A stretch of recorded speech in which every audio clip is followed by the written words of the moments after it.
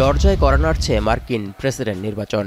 আর একে সামনে রেখে যতই সময় গড়াচ্ছে ততই যেন প্রতিদ্বন্দ্বী কামালা হ্যারিসকে পরাজিত করে হোয়াইট হাউসের দখল ফিরে পেতে মরিয়া হয়ে উঠেছেন রিপাবলিকান প্রার্থী Donald Trump.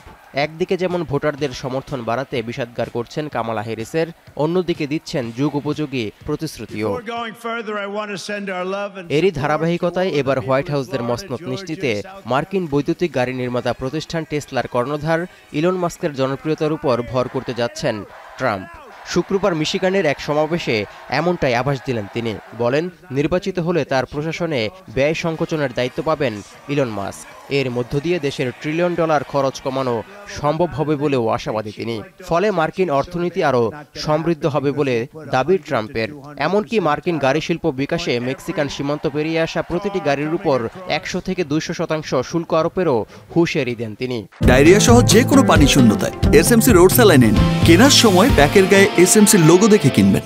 And you know what I'm going to let Elon do? Unless you people disagree, I'm going to get Elon, and he's great at this. He's going to be our cost cutter. I think he can save trillions, right? He wants to do it so badly. I don't think I can get him full-time because he's a little bit busy sending rockets up and all the things he does. Kamala Harris vice president থাকাকালীন Mexico সীমান্ত দিয়ে অবৈধ অভিবাসীদের অনুপ্রবেশ ঠেকাতে না পারায় ছোট ছোট শহরগুলো দুর্বিষহ শরণার্থী শিবিরে পরিণত হয়েছে বলেও মন্তব্য করেন ট্রাম্প। এর মধ্য দিয়ে ডেমোক্রেটরা মার্কিনদের চাকরির বাজারও সংকটে ফেলেছে বলে অভিযোগ করেন এই রিপাবলিকান নেতা। At least 21 million people came in during their term, and as we just said, a lot of them are real bad people, real rough people, and we're going to make that change. You look like it'd be great. I'd like to have you. এই অবস্থায় প্রতিদ্বন্দ্বী Donald ট্রাম্পকে নিয়ে বিস্ফোরক মন্তব্য করে Kamala Harris বলেন, অভিবাসীদের নিয়ে মার্কিনদের মনে আতঙ্ক ও বিভাজন তৈরির অপচেষ্টা করছেন ট্রাম্প। নির্বাচনী প্রচারণায় প্রথমবারের মতো ইউএস মেক্সিকো সীমান্তে গিয়ে এই কথা বলেন তিনি। Donald Trump tried to sabotage the border security bill. It is my pledge to you that as President of the United States, I will bring it back up and proudly sign it into law. একই সঙ্গে অবৈধ অভিবাসী ইস্যুতে জনপ্রিয়তার ধস ঠেকাতেও শক্ত অবস্থানের বার্তা দিলেন কামালা। অবৈধ অভিবাসী ও মাদক চোরাচালান ঠেকাতে আরও কঠোর হওয়ার ঘোষণাও দেন তিনি। এজন্য আইন প্রয়োগকারী সংস্থা ও প্রযুক্তি সক্ষমতা বাড়ানোরও আশ্বাস দেন কামালা হ্যারিস।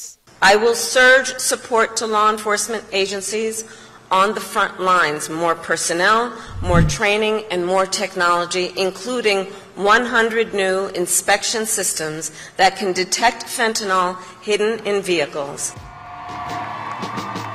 এদিকে অবৈধ অভিবাসী, মাদক চোরাচালান এবং বেকারত্ব কমানোর মতোই বন্দুক সহিংসতা নিয়ন্ত্রণের বিষয়টিও গুরুত্ব পাচ্ছে এবারের মার্কিন নির্বাচনে।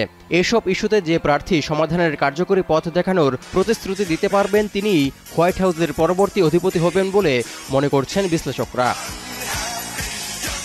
তৌহিদুর রহমান, এখন বিশ্ব।